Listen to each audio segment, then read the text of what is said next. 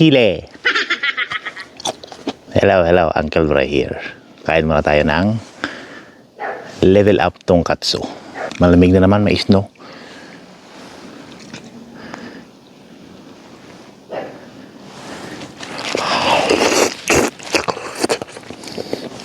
Sarap.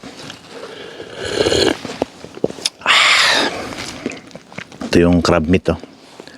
Yung peke na crab meat.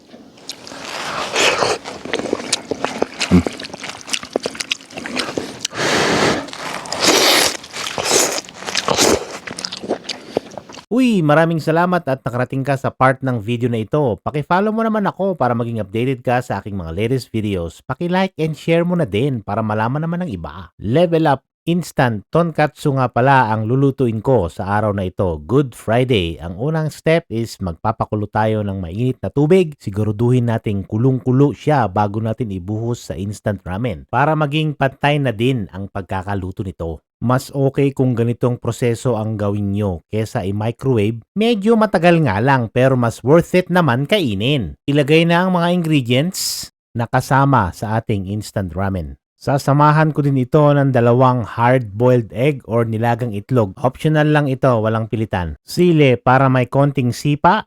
Seaweeds wrapper, pampadagdag lasa na rin. Kung wala, edi wag na. Lahat ng nilalagay kong panahog dito ay puro optional lang. Bukod dun sa mga kasama ng panahog sa ramen syempre. Ilagay na ang mainit na tubig, takpan, tapos maghintay ng 5 to 6 minutes. After 6 minutes, check nyo kung malambot na yung noodles. And ilagay na yung iba pang mga panahog. Gagamit ako ng egg slicer. Kung wala kayo, hiwain na lang gamitin ang kutsilyo. Mas mabilis kasi pag meron kayo nito. At uniform din or pantay-pantay ang pagkakahiwa. Kita nyo naman di ba? Ang next step ay ilatag na ang itlog sa ating noodles. Masasarap talaga ang instant noodles kung may kasamang itlog. Promise yan. Isusunod ko na yung seaweed wrap. Mga 3 pirasong ilalagay ko rito. And then, yung ating crab meat. Mga 4 pieces. At ang pinakahuli is yung pangalawang nilagang itlog. Yum, yum, yum. Itlog.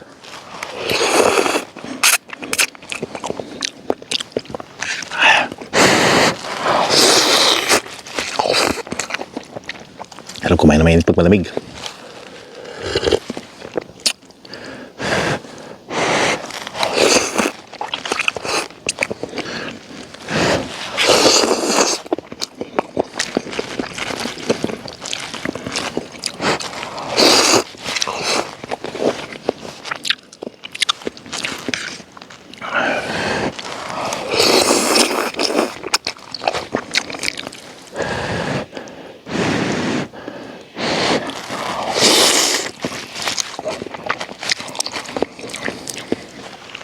Ito ang the best pag malamig. Pansit.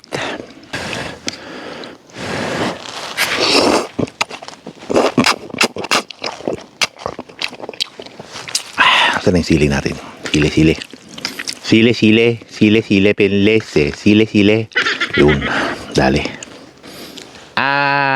Chile.